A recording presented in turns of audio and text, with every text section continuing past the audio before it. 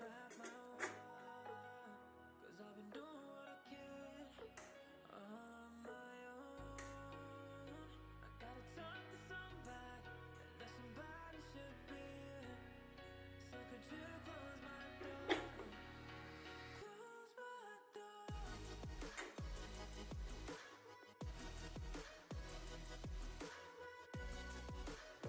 μηχανοί μας είναι έτοιμοι. Τώρα θα ετοιμάσουμε τον πρώτο μας καφέ.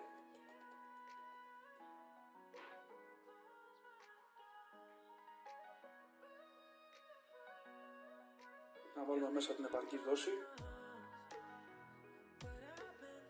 Το λίστρο δεν χρειάζεται να είναι γεμάτο στο full,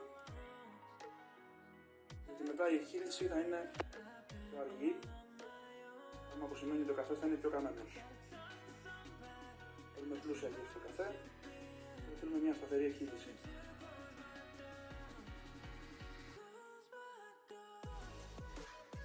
Τρώνουμε καλά τον καφέ.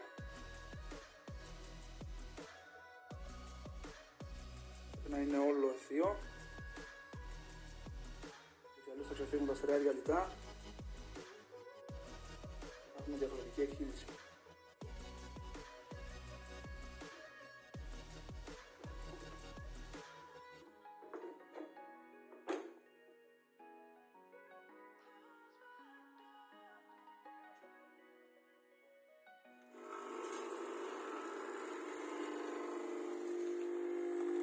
Από ό,τι βλέπουμε έχουμε μια πολύ σταθερή εκχύληση, η πίεση είναι μεγάλη και το καημάκι φαίνεται ευστικότατο.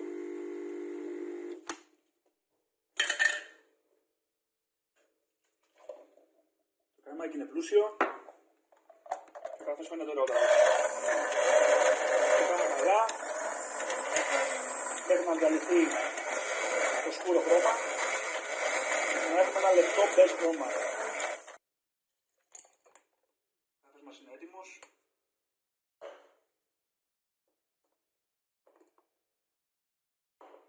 Στην υγεία σας, παιδιά.